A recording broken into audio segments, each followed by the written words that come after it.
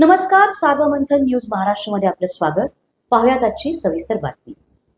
राहुरी तालुक्याचे तहसीलदार नामदेव पाटील यांची पदोन्नतीने बदली झाली असून आता ते नंदुरबार येथे जिल्हा पुनर्वसन अधिकारी म्हणून कार्यभार स्वीकारणार आहेत. राज्य शासनाच्या महसूल व वन विभागाने 11 नोव्हेंबर 2025 रोजी हा आदेश जारी केला आहे.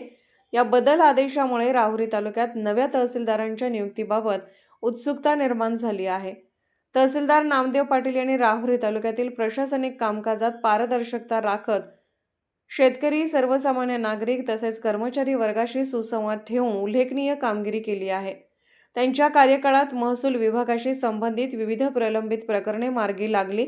विशेषतः ई महसूल, नाव नोंदणी, जमाबंदी अद्ययावत करणे तसेच विविध शासकीय योजना प्रभावीपणे राबवल्या गेल्या. त्यांच्या कार्यकाळात तालुक्यात पूरग्रस्त, दुष्काळग्रस्त व शेतकरी हिताशी निगडीत अनेक निर्णय तत्परतेने घेण्यात आले. नागरिकांशी थेट संवाद साधत त्यांनी कार्यालयीन व्यवहारात शिस्त व कार्यक्षमता आणली. त्यामुळे राहुरी तालुक्यातील नागरिक आणि कर्मचारी यांच्यात तहसीलदार पाटील यांच्या कार्यशैलीबद्दल समाधानाची भावना दिसून येत आहे.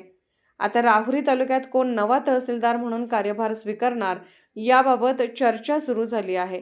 येत्या 2 दिवसात नव्या तहसीलदारांच्या नियुक्तीबाबत आदेश येण्याची शक्यता असल्याचे सूत्रांकडून समजते. नंदुरबार येथे उपजिल्हाधिकारी म्हणून नवीन जबाबदारी स्वीकारणारे नामदेव पाटील यांना राहुरीकरांनी शुभेच्छांचा वर्षाव केला आहे. सार्वमंथन न्यूज महाराष्ट्र, राहुरी, अहिल्यानगर. सार्वमंथन न्यूज महाराष्ट्राला लाईक करा, शेअर करा, सबस्क्राईब करा.